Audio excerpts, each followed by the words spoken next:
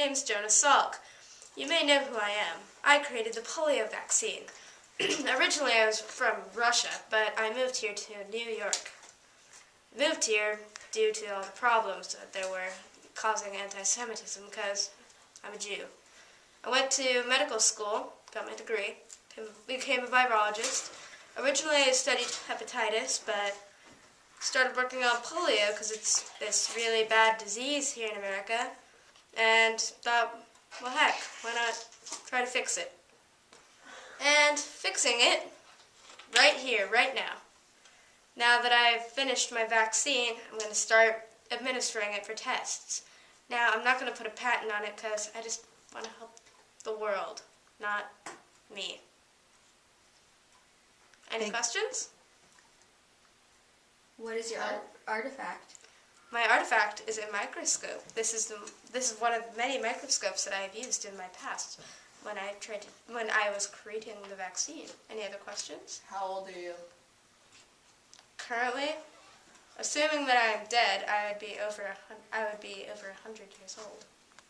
Okay. Thank you. Bonjour. My name is Sarah Hotman, and I am a Holocaust survivor. I have with me my autobiography that explains my time during the Holocaust. I start off the book by talking about the German invasion in Paris with my son, Guy. Most people would call him Guy, but the German spelling is actually pronounced Guy.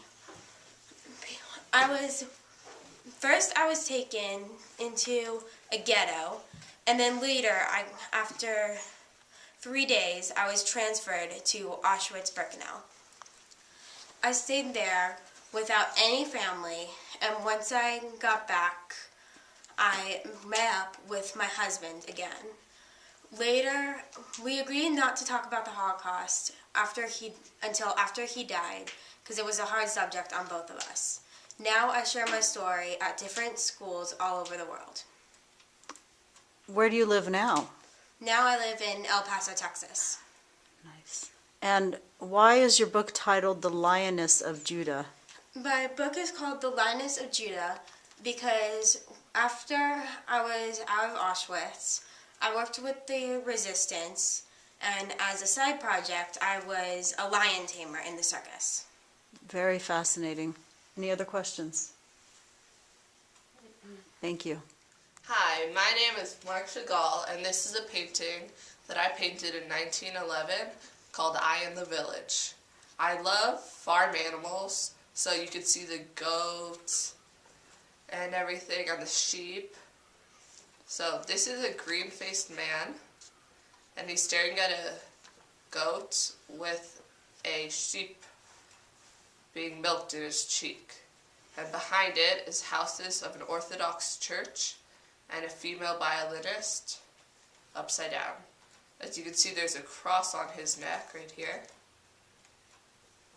because, well, it's indicating that the man is Christian.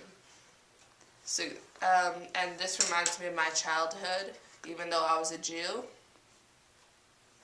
And there's a tree of life on the bottom. Okay. Mr. Chagall, where did you live in your childhood? I lived in Poland. I'm a Russian French artist.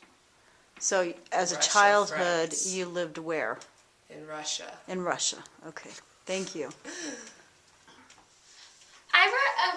I'm Theodore Herzl. I brought a map of Israel as my artifact because even though I died in 1904 and Israel was established in 1948, I was one of the main founders of Israel.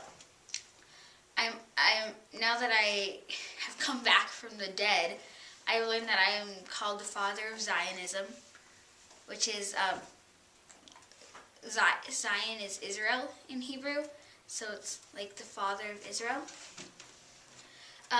I grew up in Pest, Hungary, and I was a self-proclaimed atheist. However, when I was older, I started going more into more depth with my religion of Judaism, and decided to start calling myself Jewish. I was 44 when I died, and I died in Austria. I was buried in Austria, but then moved to Jerusalem, and then more recently moved to Mount Herzl in Israel. So how does it feel now that you see that your dreams were fulfilled? It makes me feel very good, but it also I'm very sad that my children didn't get to live in Israel because I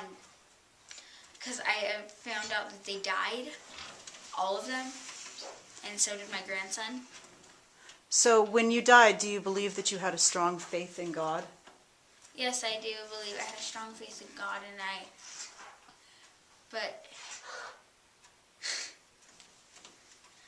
so I think I had a very strong faith in God when I died, even though when I was littler I didn't think there was a God.